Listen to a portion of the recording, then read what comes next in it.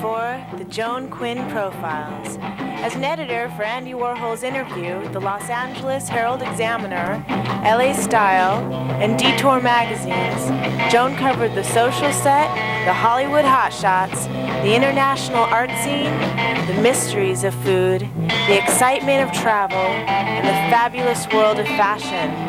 Joan continues to find creative people on the cutting edge who make things happen. Here's Joan Agajanian Quinn. Hi, I'm Joan Quinn, and welcome to the Joan Quinn Profiles. Waiting to be profiled is Asha Puthli and artist Gregory Weir-Quiton. Singer-songwriter Asha Puthli was born and raised in India. Growing up, she studied classical Indian music and dance, but she was influenced by the West from the radio shows. What was that? Well, the only show we could get when I was growing up in India was Voice of America and a radio station called Ceylon, Radio Ceylon. And I used to hear on Radio Ceylon, I heard the pop stuff like Elvis Presley, Pat Boone, You did? Dean Martin. Yes, these were my influences. And on the Voice of America, I'd hear all the jazz music, like Ella Fitzgerald and, the great jazz, Was everyone listening to it, or was this just your particular kind of... No, some of the young people, my age group, sort of, or cutting edge, since your show is about cutting edge people. I've always been on the edge. I'm so much on the edge, I think I'm going to drop off sometime. But then when you came to America in the 70s, you came to sing jazz. Here you were, Indian, all the way, right, Asha? Yes, all the way Indian, 100%. I mean, traditionally born and raised. And clothing and everything. Everything, yes. I used to wear saris. When and I very met Indian, you were Yes, very when you Indian. met me. I sort of invent my Indian clothes. And of course, when I came here, I came on a scholarship with Martha Graham, actually. Oh, you did? Yes. Because I tried every university, Juilliard, Syracuse, Berkeley was the only one that had just started a jazz program, asking if I could have a scholarship to synthesize Indian classical and jazz. So that was your own idea when you came to do that? Yes, I wanted to synthesize the two cultures because I felt I came from one of the oldest cultures. And I wanted to come to America, which was the youngest culture, which had influenced me so much. And culturally, I wanted to bridge that. And that was my motivation. So you did come, you actually met Ornette Coleman, who was the father. I mean, he is the father now of jazz. I don't know what he was in the 70s. No, I didn't really meet him that way. What happened was 6 months after I'd come, a man, a very well-known man, I mean, he's like the Magellan of jazz. His name is John Hammond Sr. He discovered Billie Holiday, Bessie Smith, Bob Dylan, Bruce Springsteen. And I was just fortunate. He happened to read a book written by Ved Mehta. And it had come in the New Yorker. And he said, there's a chapter here, Jazz in Bombay, and I'd love to meet this young singer. And he said, she happens to be here on a scholarship with Martha Graham. Oh, that was about you? Ved Mehta's story was about you? Yes, jazz. It's called Jazz in Bombay. And about the situation of... because I guess for that time, I was pretty unique. I was the only one probably doing this. And but then did you meet him eventually? John, yes, absolutely. You met John and he got you... And he said to me, he said, well, but actually he heard my tape. And I remember when I first met him, he was already in his, I would say, late 60s, perhaps 70s, in an honorary position and at CBS because he had retired. And... I remember I played my tape, which was third stream music, which was jazz and sort of answer, third stream with scatting, which I don't do actually anymore. And I remember he clutched his chest and he went, and I thought, oh my God, not now. I said, not now. He's not going to... No, he's not doing it now. After all this time, I mean, I finally got to the States. I finally am here. I'm finally getting myself heard. And he went very slowly and then he said, and I'm standing there, I was like 20, I was young and I was naive and I was scared. And suddenly his voice came out and he said, marvelous. Simply marvelous. And then I remember, then of course, then he said, long story, but I'll cut it short. He told me, go to Studio B, 52nd Street, CBS, and there's a man there called Ornette Coleman, and he's looking for a vocalist, and he had tried a couple of different vocalists, and it was the first time he was using a vocalist. So that just put you together. And I just went there, he played, and I sang, but that wasn't the music, it was too avant-garde. I mean, it was totally something I didn't expect. Oh, but so that was really great for you. That's how but they've categorized you. I know when we read your bios, you're categorized as in music as jazz, rock, funk, new age, soul. What defines your style? There isn't a style, maybe. No, I guess I'm just a risk taker when it comes to music. And see, the wonderful thing about being an American, which I am now, of course, after so many years, and America is that your dreams can really come true. I came with a very small dream of singing jazz music, and within a year of my coming here, that very radio station, Voice of America, which inspired me, was playing my stuff, the one done with Ornette. That's so great. So it was really fantastic. Well, then when so to get into rock, say, you got into each separate part of these music areas? Differently, and different countries, because what happens in marketing is, first of all, with an exotic name like Asha Puthli, which we used to joke about and say, call me Puff the Magic Dragon or Pushy Atla. But did you go as Asha only for sometimes? Yeah.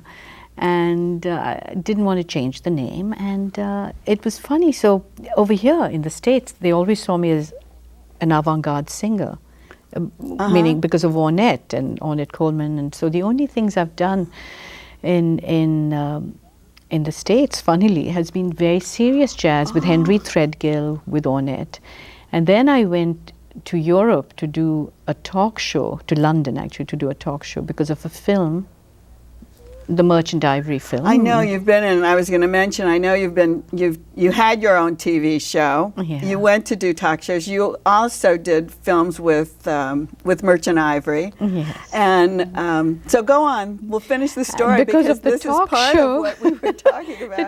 The talk show actually, it was called Russell Harty Plus, and it was a very popular show in those days. I mean, it was like Johnny Carson at that time in London. And so Russell had me on, and he made me sing a song. I sang My Man, not anything too avant-garde, just a very standard song. And the next day I had 5 offers from CBS, Polygram, Ian Ralphini, EMI, and I took CBS. I signed with CBS. And then you got your own talk show. That was in Europe. Oh, that was this. Where was this? And that's in London, and then in London, yeah. And that record went gold in Europe. So what happened consequently is that the image got fragmented. Oh, is that it? Yeah, and that's why I've ended up doing jazz in my initial years here, pop and rock in Germany, in Italy, in France, in London, Japan sometimes, and 2 rock albums came out there. And London? And London, it was really pop. Oh, it was pop. Pop, yeah. Just, standard pop. And then... is it easy to work in all those countries because you're going back and forth? I was going back and forth a lot. Not really, easy? No, because I had a little son I was raising as well at the same time, so it was...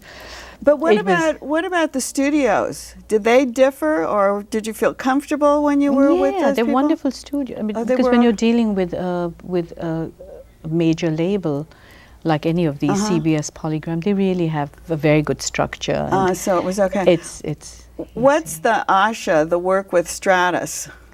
Oh, that's new. We're just working on it. And tell us a little bit about that. 20-year-old boys, and it's funny when you ask me about the Indian stuff. Finally, what I've been doing in California recently has been, I'm going back to my roots, and in California I've been doing a lot of music for yoga, like chill out music, which is very popular now. Would you use your voice? Yes. Because one of something else, when I was listening to one of your CDs, it said that you could sound like a male or you could sound like an angel. I mean, your voice has such a span. Yeah, it's pretty wide. It's 4 octaves. My range is 4 octaves. And so for yoga, would you use a more lower? You could use either. Oh, yeah, you use one either could use either because it'll make you feel, depending on what makes you feel relaxed and whatever the music that's written provides. Well, but Bill Laswell, which is one album, it's on the Empath label. It's called. He's titled it Asha, but it's really a mantra. I see. It's a mantra. Oh. And so I've sung it very low. It's called the Gayatri Mantra, and it's really very relaxing with it. It's a wonderful combination.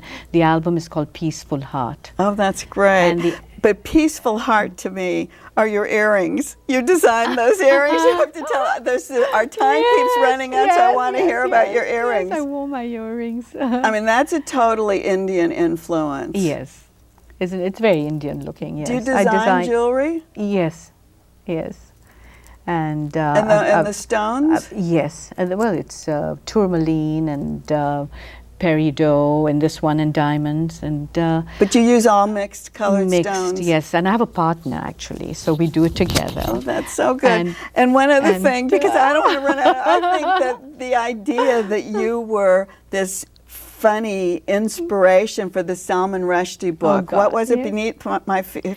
Ground Beneath My Feet. Well, the London Sunday Times actually did an article about it. The young man, 25, 28, I don't know how old he was, but he called me up. He'd seen me do a show, and he said, I've followed your career, from when I was young, and when I read the book, I thought it was so much like what I'd read about you as I was growing up, the same kind of things. Yeah. But in India there was a lot of press about it, that the similarities, and apparently, I'm no great authority on this, but apparently the style of writing that Salman Rushdie uses, is called magic realism. According to the International Herald Tribune, review, and where they take a little bit of reality and then sort of distort it quite a bit and form their own, fiction. Right, but were you in social situations with him? Did he know you? Do you know him? Well, it's very funny. I may have met him. Well, we have had Is he from your area? Yes. He is from He's where from Bombay. And the story, actually, so people thought when they read, in fact, not only the London Times, other people always have said that he takes, even the current book, Fury, was supposedly based on his real life and his wife and the girlfriend, the new girlfriend. So the book before that, Ground Beneath Her Feet, apparently is supposed to be based on Freddie Mercury, who was also of Indian descent, but never told anybody. Oh, I didn't know that. And he was a London pop artist, yes, right? with Queen. Freddie with Queen. And he was with a group. And in this story, it's the similar situation. It's a young man who's from India, but doesn't, he camouflages his name or whatever, and in a group, and the girl exactly, and there were like 91 similarities in the book. I think that's so amazing. I hadn't read the book, and people would come up to me and say, Asha, that's about you, isn't it? And I'd say, I don't know, I haven't read the book. And I just thought, it's just about another singer from India, like the character's an Indian singer, that's it. But no, there were a lot of similarities in the sense of the musical, as you mentioned, the diversity in music. So many things. Very few singers have that diversity, and his character has that. Yes. His character singing opera and Indian. Even in Indian music that you sang, an opera that you knew. But now, when people read that, and now that people have heard you talk on the Joan Quinn profiles, they can look for that. They can listen to your music. They can listen to and they can see the They'll have to search me in the internet or whatever. And find you. And find me. Yes. Well, we'll find you. I realize I'm not allowed to talk about my site, so that's okay. No. But anyway, we're glad you were with us. I'm so happy you had me just to catch up with you. And thanks for watching this part of our show. Don't go away, because we'll be back with the wonderful illustrator, artist, Gregory Weir-Quiton, who did the things on our set today.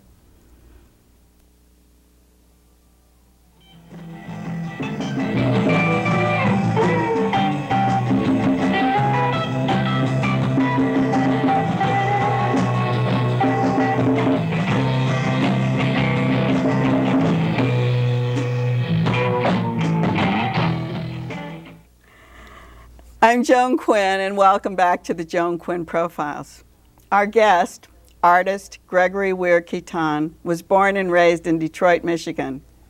He was given a scholarship in fashion illustration to the Art Students League in New York City. That was the beginning of a long career in fashion. Had you always wanted to follow this career in fashion, Gregory, or were you going to be a designer, or No. what?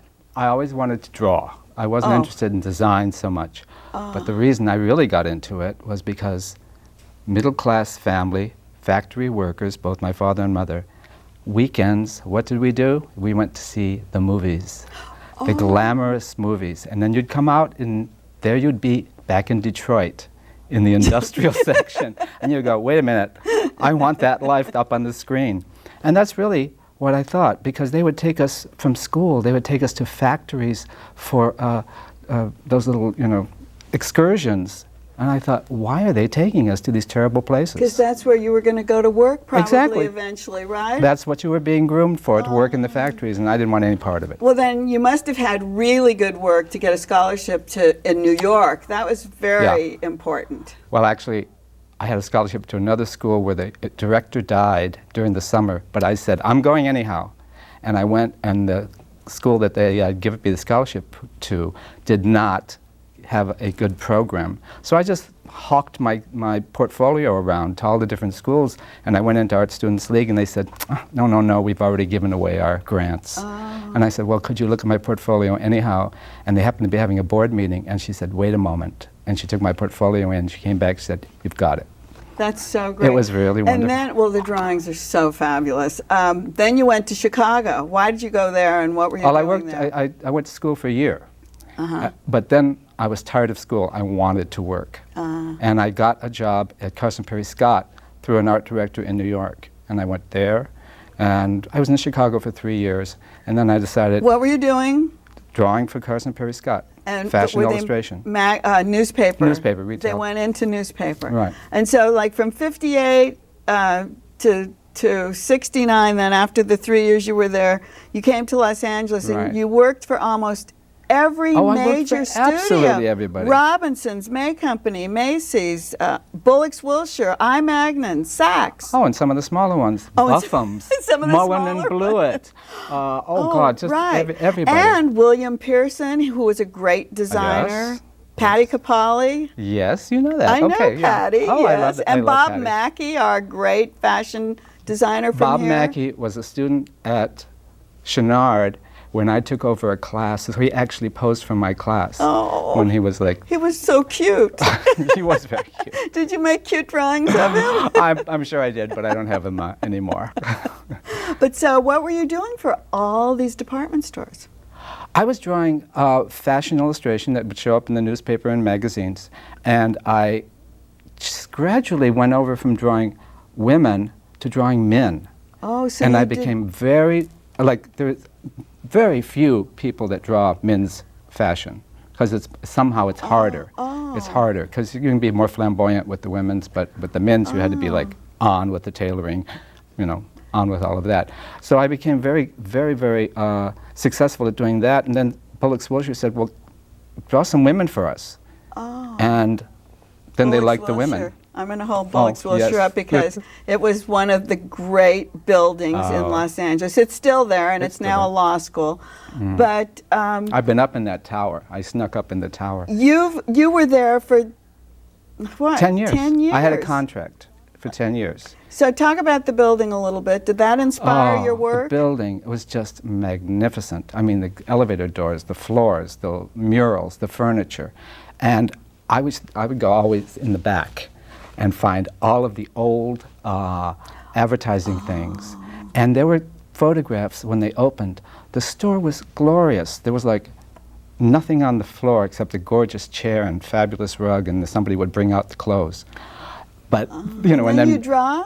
And then, and then when Macy's took over, they just put everything on the floor, so it kind of like messed it all up. You mean it was always just set there? Yeah. I'm going to just show one of the other things from Bullock's, There we go. because this has kind of a feeling of the backgrounds of Exactly. what you were talking about. We took the design from the elevator doors. We would find pieces of the building, outside. The porte cochere has a gorgeous mural, and we've drawn that. And we just took advantage of the architecture in every way we could in the advertising, because that's what made it unique. And Bullock's Wilshire was so great. I used to go there to buy my uniforms. And so, and every mother would take their daughter to the tea room. To the tea room. And they would have the fashion show. You were probably up there watching the mothers and daughters. Oh, I used to have lunch there. The chicken salad was fabulous. It was like... Why did they use fashion illustrations?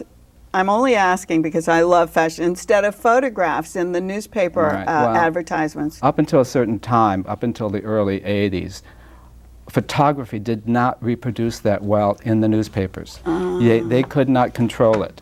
And at some point, they got better paper, and they started using a finer line screen.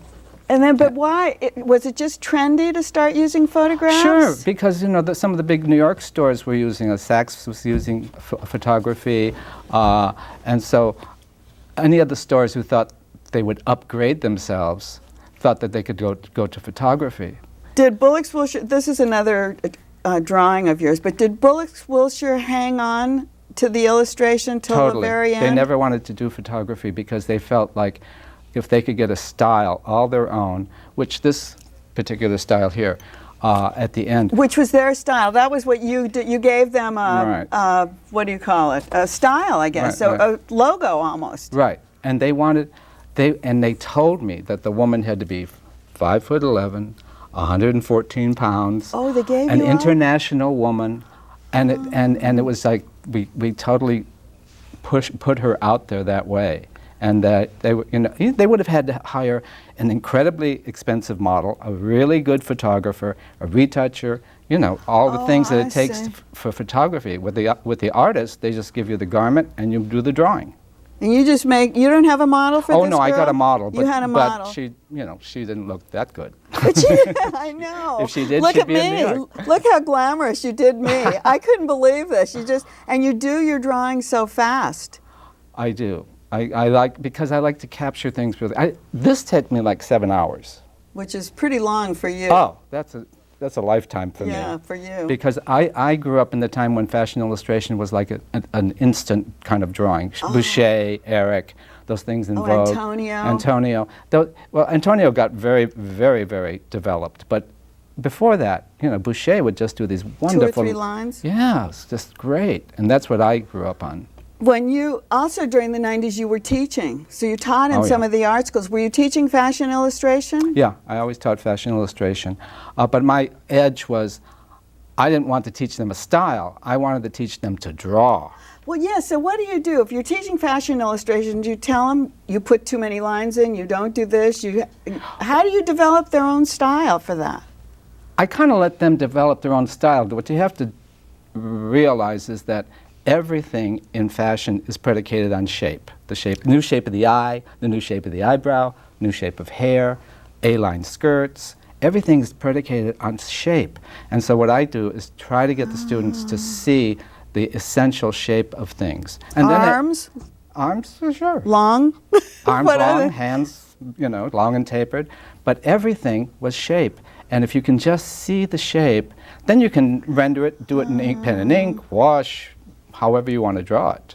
Which you've done. You've used on these pastels, ink, charcoal on this pencil. What is this? This is pencil. This is graphite. Yours was a compressed charcoal stick.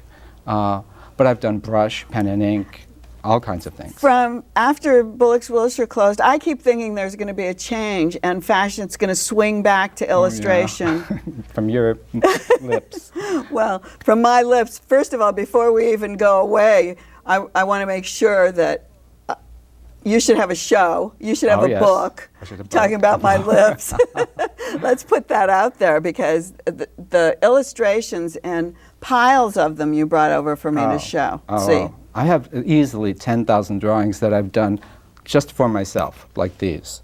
And then, as far as the commercial work, I'm sure I've got 50,000 drawings. Well, one of the things I know, David Hockney loves to draw, and he's always drawing. Yeah. Just like you, when you sit down to eat, you're always drawing. And they say that a person has to draw all the time. Oh, yeah, you totally have to draw every day. Vasari said it. A day without a line is wasted. And so that's how you're wasted. So once you finished with fashion, you started doing other kinds of creative work. When fashion illustration went away, I didn't know what to do. But someone connected me up with the entertainment industry. And I started at an agency, and they said, "Oh, wonderful, you can make people look good." And I went, "Sure, that's what I do." Right. So I had to draw Meg Ryan in Prelude to a Kiss, and they just loved the way I made her look, which because they show these things to the stars, these ideas, and if they look weird, then they don't want to do the photo shoot. Do you kind of like put your fashion expertise in Absolutely, absolutely, because this woman here, this little figure is like this movie was like a 40s movie. And so, so you did have a chance to oh use yeah, your... so I had to I knew how her hair should be, you know, and kind of like how, you know, what the dress shape should be like.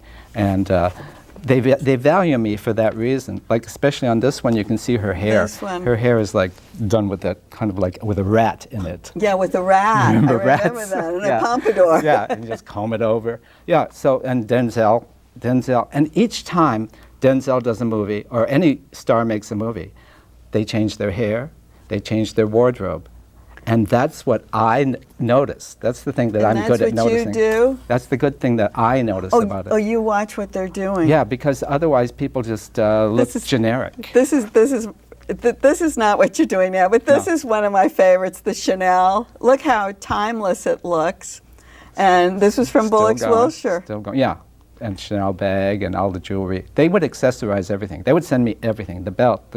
And you used to draw, I'm going back to Bullock's Wilshire because it's my favorite. You used to draw like a block away or something? I had a studio a block away, and we would cart $100,000 worth of furs and jewelry down the street, you know, and then up to our studio. And we never had any problem, thank God.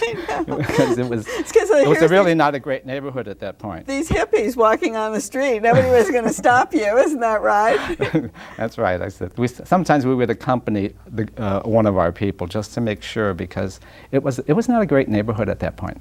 Bullock's Wilshire. The Wilshire part was good, but 7th Street was a little chancy. Yeah. You were on 7th Street. Yeah. Gregory, this is just such an insight into fashion illustration. It's one of my favorite things, and I hope you continue to draw. And I want to see an exhibition somewhere. I'm out there. I'm putting my hands up and telling you I'm going to find something, because everybody listen to Joan. I want you to do something.